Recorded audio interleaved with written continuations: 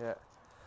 Hi, I'm Callum from Tyne Valley Motorhomes, and this is the handover video of the Chausson Sportline S514.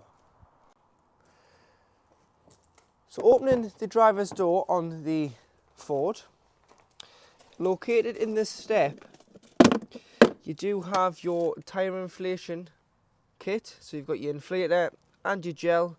So should you get a puncture, you can put the gel in, but if it is a little puncture and you can get some air in, I would recommend putting the air in first and getting it to a tyre shop where you can puncture repair the tyre rather than using the gel, because once the gel's put in the tyre you do need to replace the tyre. So that's only for emergencies, and that is underneath the driver's step of the base vehicle. Little top tip as well with the door, to stop the cab from locking, because it's got what's called a mislock on it, because it was built as a chassis cab, it doesn't see the habitation door. So should you unlock the van and then not get in the cab and manually unlock the habitation door, these two doors will lock after a certain length of time. To stop that from happening, when you come back to the van, if you just open the driver's door first, you've opened the door and you've stopped the sequence from reoccurring and locking this door. Gas locker. So here you've got your gas locker. LPG, you fit one 6 kilogram propane bottle. The motorhome runs off propane. This is my test bottle on board. So once you get your bottle on board, you want to tie the bottle in. So use the strap, tie it in. And then you want to use a spanner or an adjustable wrench and nip the bottle up. So left to tighten, right to loosen, hand tighten it first onto the bottle, then the spanner, nip it up before turning the cylinder on at the top, making sure that you turn your cylinder off before you start driving. To open all the habitation locks, including the lockers and the door, you use your habitation key. Pop it in here, go up to lock, down to open, and here you have your habitation door. Two hands on the fly screen and you can pull this across so you can keep the unwanted guests out when touring in the summer, but do just be careful that the dog doesn't run through the fly screen. Located underneath the back driver's wheel, you have a handle here, and this is your waste water. So this is any water that you've put down the plug hole, shower water, dishes water, cups of tea, anything like that. On the way out of your site, you drive over the motorhome service bay, which is a grid, pull the handle and drain off all your waste water, because you don't want to be driving around with the added weight of dirty water, because it's going to eat into your payload and mean that you're going to use a lot more fuel because you're going to be carrying a little bit extra weight. So get rid of this on your site before driving off. Always leave it open ajar so that you rock any loose water out, and make sure it's fully drained off in the winter to avoid the water from freezing. So on the S514, for a compact van, you get such a good sized garage. So you've got the larger door being on the driver's side, the slimmer door on the passenger side. You've got a light in here which works with the main control panel. You've got all your infill cushions. You've got D-rings in the floor for tying your loads down and anything that you want to carry. It's heated, it's got 12 volt and it's got 240, so it's got a 240 volt socket on for when you're hooked up. So if you want to charge anything in the garage you can, or if you want to put any perishable goods in the back, you can as well, because it's heated via the diesel heating system on board the van. On the back of the van, you do have your high level brake light, two Fiamma bike rack bars where the back panel has been strengthened in construction to take a bike rack.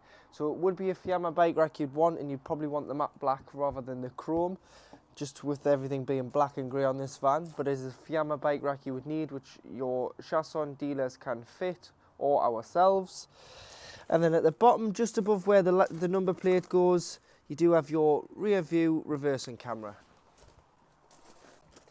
On the passenger side, you do have your slimmer, smaller garage door with some shelving here and access inside, from inside the van into the garage, with the slide out compartment in the middle there, so you can access the garage when on board.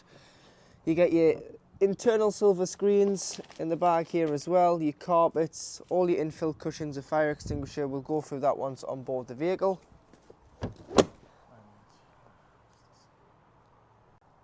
So to operate your cassette, which is Thetford, squeeze the door drops down, hand underneath the orange handle, lift it up, slide the cassette out of the vehicle. The cassette indicates with the indicator on the toilet when the cassette is full. Once it's full, you would remove it from the vehicle like so. You can either carry it with a handle on the front, or you can wheel it should it be too heavy, and you've got a little further to go on the site to dispose the waste. Go to the waste disposal point on site, which is your Elson point, and remove the grey cap. Once you remove the grey cap, pop that to a side for the moment. Start to pour the cassette, and as you pour it, press the orange button here. This allows a bit of air in, stops it glugging, gives it a consistent flow. Tip out everything in the cassette. There is normally a tap there, so you pop some water in, give it a rinse, tip out again. And then once you've tipped it out, you can go in with a cap full of chemical, which is 120 ml. So if you want to measure it, you can. This is a measuring cap, or you can just pour it in here. Green or blue, depending on the site. Green is more environmentally friendly for their septic tanks, but you can carry one of each. Pop it into here, and then once it's in, you push it back into the vehicle. But you tend to find on most sites now that there's a cassette cleaning machine, which are getting more and more popular. So if you do want to, you can pay and put your cassette into a machine and it'll clean it for a fee, but that is entirely up to you. But once you put the chemical in, push it back into the vehicle, flush a little bit of water in, the chemical then starts to degrade anything that's in the cassette, and it'll indicate again once it is full. To hook the vehicle up, you'll find the hookup point on the passenger side of this van. You get the hookup lead, and you want to lift and expose the connection. Hook the van up first, and then the site, and do it in reverse order when unhooking, whether it's hooking it up at a site or whether it's hooking it up at home. It doesn't really matter, but do it in this order so that you're never walking around with a live cable in your hand. This locker here is known as your Technibox locker. So to expose the inside, press both catches in, drop the door. On the right hand side, you do have your freshwater tank. So this is where you need to carry yourself a hose pipe with some hose pipe connections, as it's mainly just a brass tap provided by the site, and it depends on what site you're going on or what type of pitch you're going on will determine whether there's water on the pitch or there's water on the way into the site. But if there is, again, motorhome service bay before you check in or just after you've checked in, you want to fill the water up, or if you're on a super site with the water on the pitch, you can fill up there. If you are travelling, tend to only travel with a maximum of 20 litres of water on board, because this is a 100-litre tank. It's going to eat into the weight of the vehicle, the payload and the consumption of diesel, and you don't need to be driving around with 100 kilograms of water on board. If you're going on a longer journey, you just tend to drive with 20. It gives you enough to have a cup of tea, use your own toilet, and then get the water when you get there. However, if you're wild camping, you will have to take water with you, because you won't be able to get water where you're going, because you're just parking up for the night. So hose into here, wait until it overflows or until you look on the control panel and see how much water is on board the vehicle. Then you pop your cap back on. However, if you've got a full tank of water and you want to drive off, you can lift this lever up here. And lifting this lever up, as long as the pump's on the main control panel, which we'll talk about inside the vehicle, you lift that up, it'll pump the water out from 100 litres to 20. So it means that you're ready to travel again. To get the remaining water out or drain the tank fully in the winter, underneath the van,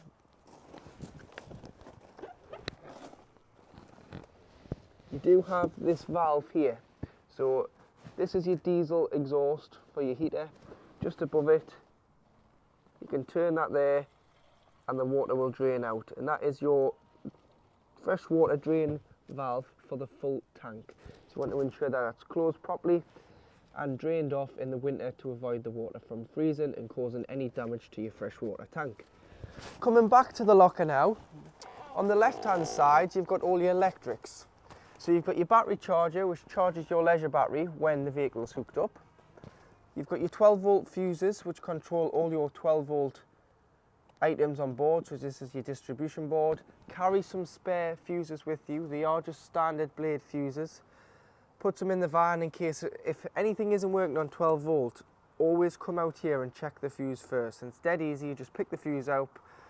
So take the cover off, pick a fuse out, check the center of the fuse. As you can see there, that's intact. If that was broken in the middle, the fuse has gone, and you do need to replenish the fuse with the same amperage, and then you just push a new fuse back in.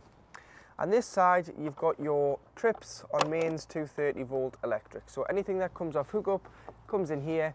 This is your RCD, similar to your distribution board at home.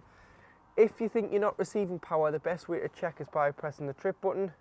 The vehicle trips like it has there, we've got power. But mainly if you've tripped the power, it's never the van, it's the site, but always check the van first. At the passenger door, you do have your easy fill diesel system. So this is a magnetic cap, no cap to take off. Push the diesel nozzle into here and it opens the anti-siphon device further back, and you can fill with diesel fuel. You do get a plastic tube which goes in here if you want to fill with additive, or if you're filling from a jerry can, just to open that anti-siphon device. And underneath you've got your AdBlue tank. So this is 22 litres on the Ford Transit, and it'll do 5,000 mile on a full tank. Once you've done around 4,000 mile and you've got 1,000 mile left to go, you'll get a warning light on the dash, AdBlue level low, 1,000 mile until 0 restart. With the AdBlue, if you fill up at the pump, it's far cheaper than buying it in the barrels. The barrels at a petrol forecourt will charge you £30, and this will take 2, that's £60. Whereas if you go to a bigger petrol station that accommodates larger vehicles like wagons and trucks, you'll be able to buy for about £1.20 a litre on the pump. And just depending on how many miles you do a year, which the average is 5,000 on most motorhome insurers anyway, you might only have to do this once a year.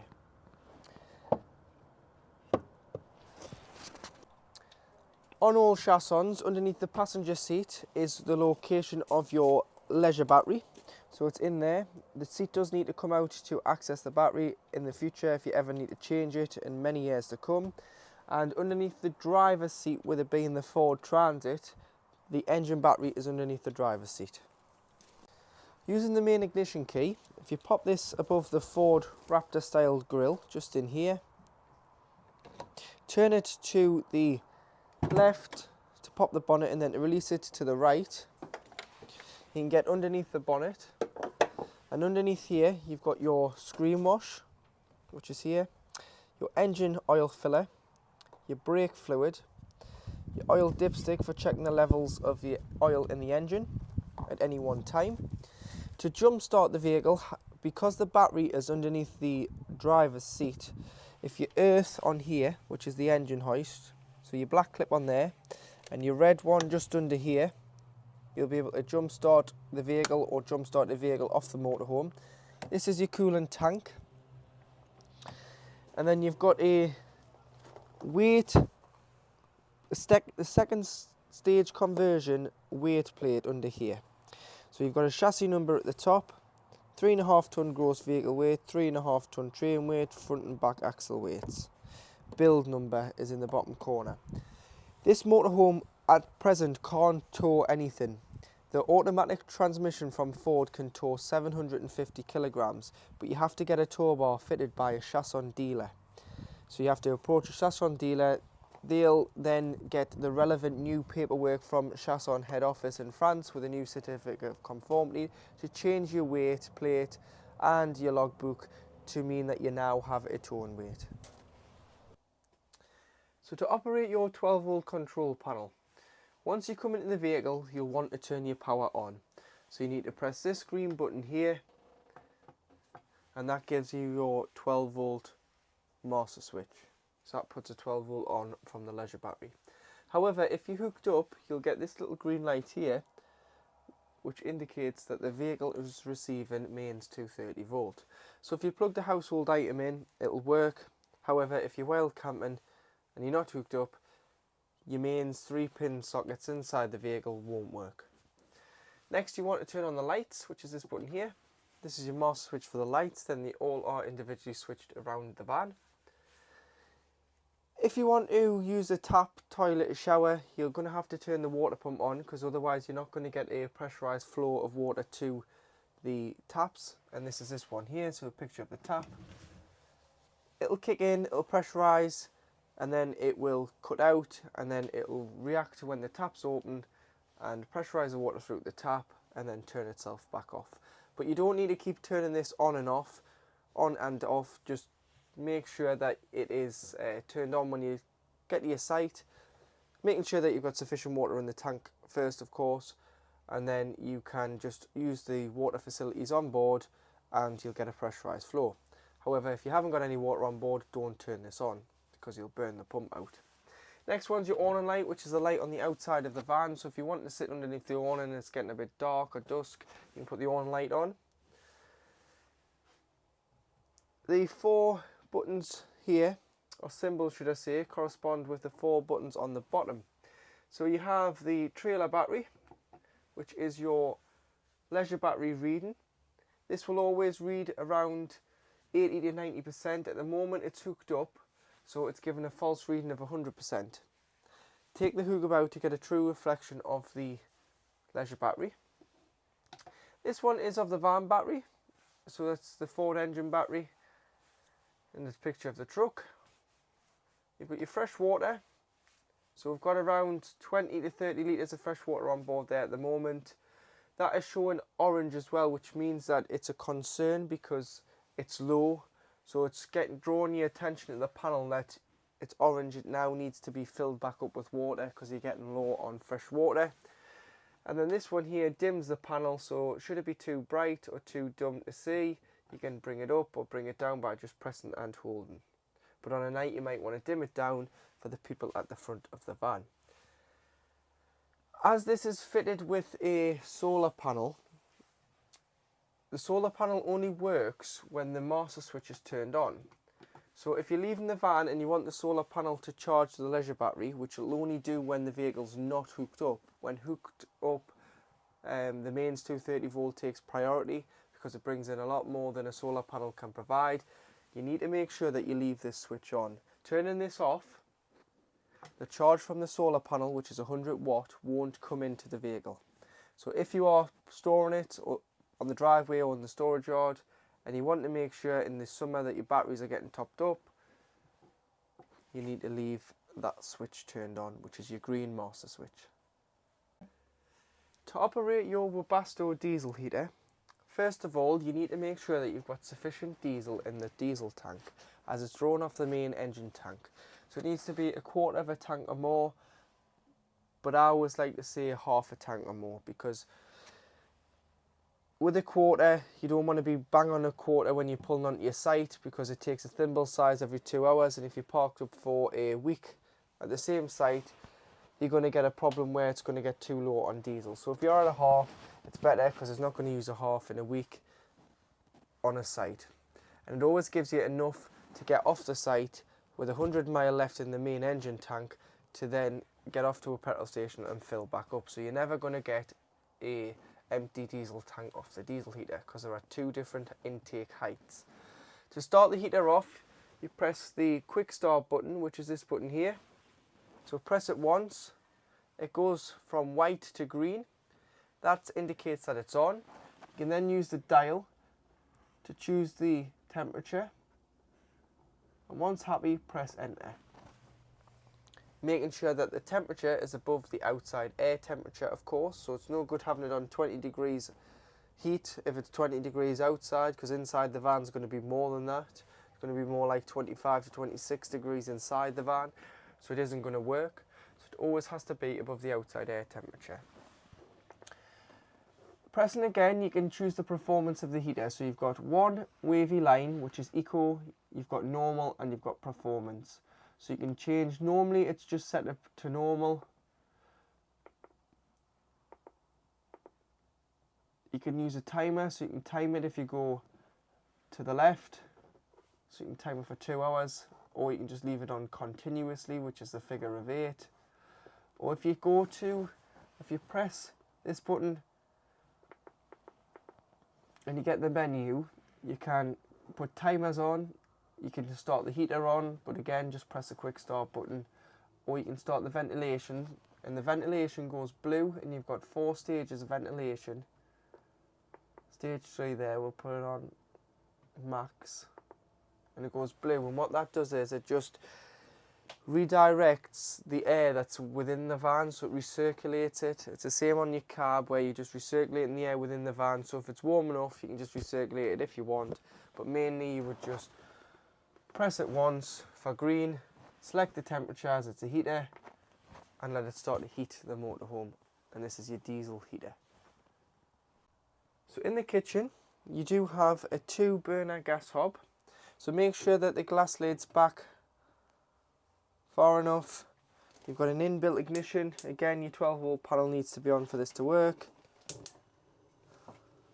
And here you've got 2 lit gas rings.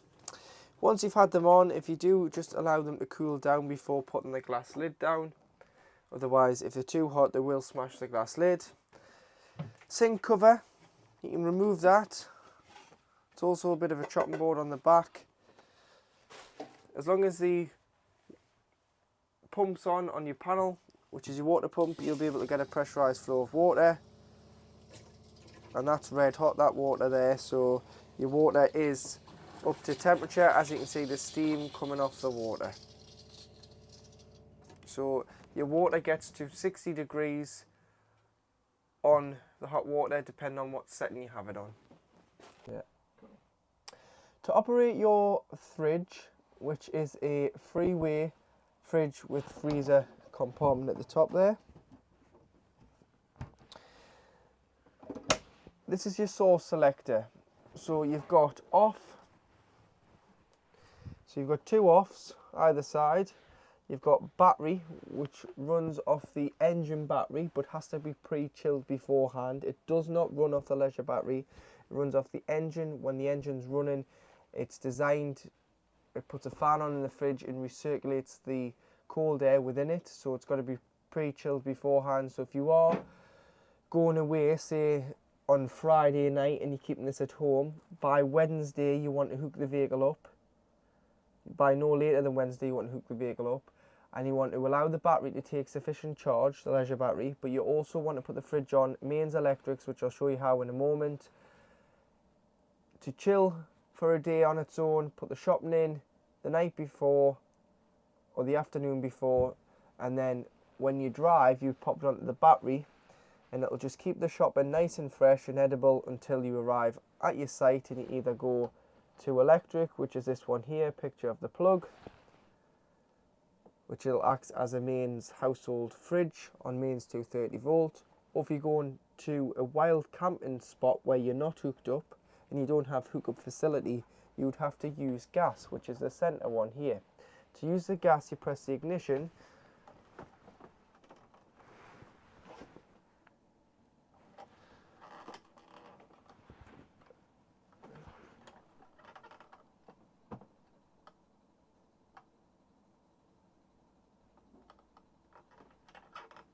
and you wait for the gas indication to go green.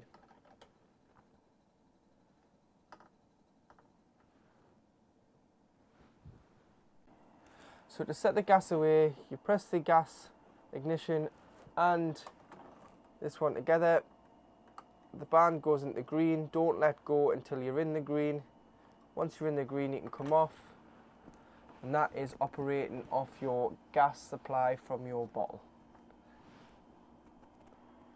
This side you've got your temperature, so when pre-chilling you may want to have it on max just to get the fridge down to temperature a lot sooner, but once you put your shopping in you'll want to turn it down because max can sometimes form ice within the fridge. So you can adjust the temperature this side.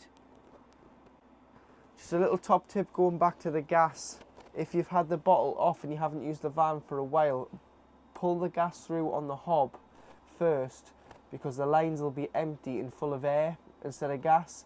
You need to pull the gas through the gas lines within the motorhome, and once you've got it through to here, your highest point, you'll then be able to get your fridge going, but it may take a couple of times to light if you haven't used it. When not using the fridge, it's very important that you turn it off. You've got lights here on both sides, a freezer box, you clean out your fridge and you leave the door open, which on this you just pull this centre little nib out just here, and that locks in just underneath, and it allows air circulation in the fridge and freezer to avoid smells from happening when left parked up for any length of time. At the bottom you do have the travel lock, so when you're travelling with something in the fridge, to avoid the fridge door from opening, you can lock it, and that'll stop the door from opening. But once you get to your site and want to be in, you'll have to push it to the back of the van so that you can open the fridge door.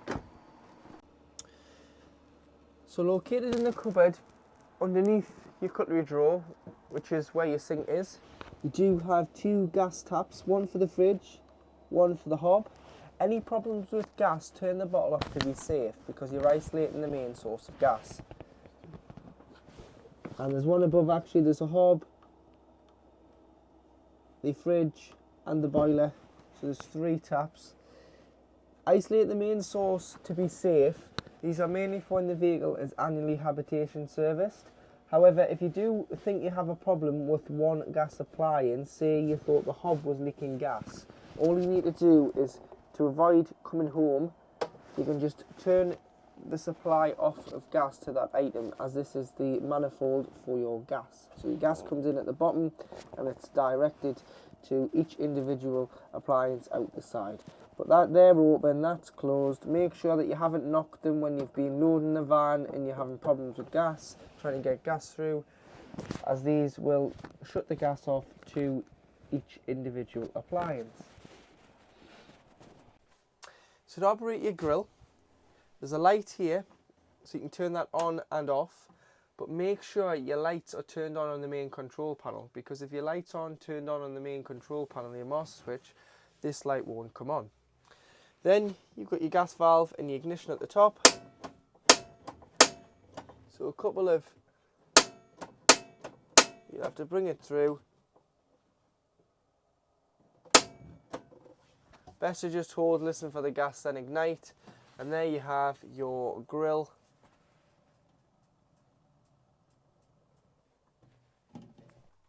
Now in the washroom, to operate the toilet first, make sure the water pump is turned on your control panel. Press the blue button at the back, which is fresh water flush, so it comes from your main fresh water, so it's what you put in with the hose pipe. We'll put a little bit of flush in first, before opening the blade, which is the grey lever here on the pedestal of the toilet.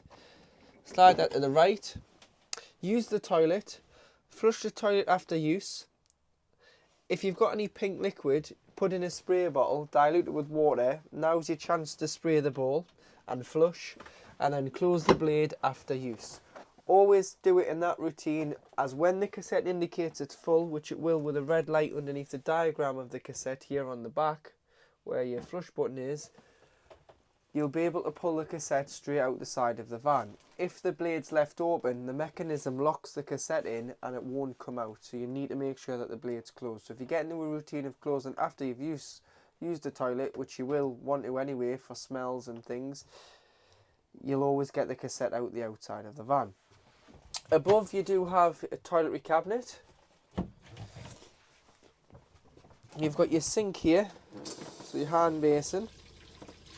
Again, that water's red hot there. And then when you're ready to use the shower, if you press this catch here and pull this round, it'll cover the toilet, and behind you have a shower cubicle. So you've got a duct board in, which is great for bearing weight and also water usage. So instead of all the water pooling, it'll just gradually drip into the two waste traps in the shower tray. Make sure when you winterize the van and you drain down the boiler, the fresh tank, the waste tank, I'll get on to how to drain the boiler in a moment. you don't forget about all your taps. So open all your taps within the van, remove the shower head from the hose and lie this hose down in the shower tray, because if it's left like this and any water sat in here, it'll freeze and damage the pipe. So you don't want that to happen. You want all the water out so that when you're ready to reuse it, you can use the van and there's no damage from frost. Make sure that you don't clean any of the shower cubicle out with any harsh chemicals. Soapy water and a microfiber cloth is good enough to clean your shower tray, your sink, your toilet and all your walls with, because if you use any bleach, you're going to discolour the finish. And then finally, you do have a concertina door which comes across, but when travelling, you want to make sure that this is locked into place, like so. You've got a hanging rail above for wet towels, but it's also great if you've been caught out walking the dog or on a walk with a wet coat. Couple of hangers in there, hang them, they'll drip dry, shut the door, diesel heater on. Smallest place in the van, it'll get lovely and warm. And then you do have your skylight, so you can open that up for ventilation. You have a fly screen on and a blackout blind, but these are on springs, so just bring them across very gently because they'll go back and they might catch your fingers. But when you put the sky lid down, you want to lock it before you drive. And you always want to make sure all your skylights and windows are locked before you drive. You can't drive with these open because they're just plastic. The wind will damage them and they're quite expensive to replace. So you want to make sure that before you drive off, you just check everything's locked and secure before you move. Heating the hot water can be done two ways. So it's true. You've got a Truma boiler which holds 10 litres of water at any one time. So you can heat it off electric, which is your Truma EL switch. Off's in the centre. You've got your lower output of electric, which is 750 watts at the top. Or you've got your bigger output of 1850, so 1 kilowatt at the top, 2 kilowatts at the bottom of mains power. So if you were on a site, you would use electric to heat your water. However, if you're in desperate need of hot water, you can also add the gas to it, which will reduce the time it takes to heat the 10 litres in the boiler. And this is the gas side. So the cover needs to come off. If the cover is on the outside of the van, you'll get the red light. You'll also get the red light if you forgot to turn your gas on or you've run out of gas. And you've got two settings. You've got 50 degrees at the top and you've got 70 degrees at the bottom. However, you would only just use your gas when wild camping. You won't waste your gas when you're on a site because you've paid your fees to be on the site, use their electric, so you don't really be wanting to use the gas unnecessarily. You would use that when wild camping and you'd use the electric for when you're on a site. Like I was saying, you've got 10 litres of water in the boiler at any one time. However, that's 10 litres of water at either 40 degrees on the lower output or 60 degrees on the higher output. You're not going to stand underneath the shower with these temperatures. If you mix the water on the tap, you'll be able to get between 15 and 20 litres if you need to shower in the van. Located in the bottom of the wardrobe, if you lift the floor up with these two sections here and just remove them, you've got pipe services, air-blown ducts for your heating and hot water system, but at the back here you've also got a yellow tap. Your boiler's behind here. This is your drain down tap for your boiler. So in the winter we're not using it. We recommend that it's drained down to avoid frost damage from happening with the boiler, which is where the water freezes in the boiler and causes damage. So from about the end October, back end of October to March, April time when we're experiencing winter, freezing temperatures, you want to make sure it's drained down. So you lift this up, you'll hear the water escape underneath the van. That's 10 litres of water draining out underneath the boiler, which comes out underneath the chassis. And when you are ready to reuse it, put the tap down, fill the vehicle back with water, shut all your taps because you'll have had all your taps open, and prime the system. On the cold side, you'll get a pressurised flow of cold water straight away. On the hot side, it'll cough and splutter and make all sorts of noises until you get a free flow of water on the hot side. Your system is primed. This can take up to 5 minutes. Don't panic. It's just pushing all the air out the tap first before the cold water feeds the boiler and you get cold water out the hot side of the tap. Then you can start to heat the water and test that your system is working for the season ahead. So at the back of the van, you do have your transverse over garage bed. So this is in the up position and you have access to the top of the wardrobe as well as getting in the wardrobe door. The storage compartment here. You do have a 3-pin plug there as well, so you've got a bit of a dresser area here and access to your garage should you need it. But once you pull the bed down, you have your transverse double bed with the ladder which clips on here, storage along the top and a small window. You also have a curtain so you can block the front of the van off from the back if someone's sleeping in the back, and that just stores away neatly here with the strap. And then in that corner there you do have a reading light and 2 USBs incorporated into the light, so you can charge your devices by putting your leads in there and just popping them either on the bed or into one of the overhead storage compartments. So the front double dinette also creates a bed. So what you need to do with the dinette table is lift it off the rail by lifting at 90 degrees.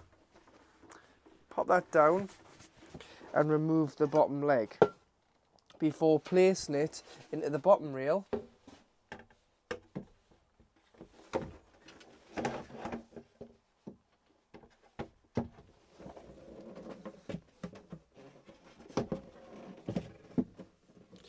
Once you've placed the table down, it's now time for the extra infill board, which can be found in the garage, which you need to pop your 2 extra legs, which clip into here, like so.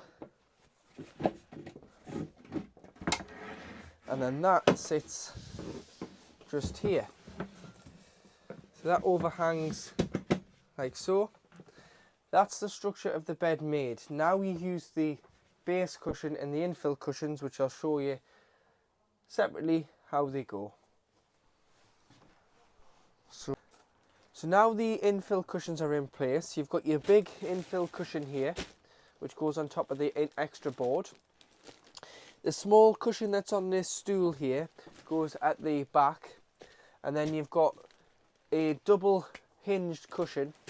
This one is fully soft and this one has a hard backed ply base. So there you have a bed.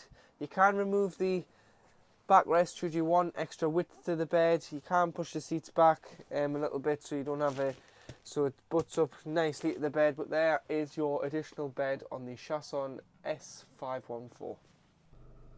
So fitted in the cab is a new Pioneer 950 DAB unit, which incorporates DAB radio, FM radio, Bluetooth audio, and you've also got wireless Apple CarPlay and Android Auto. So if you want to use this feature, as there is no sat-nav built into here, you need to go into the settings. So if you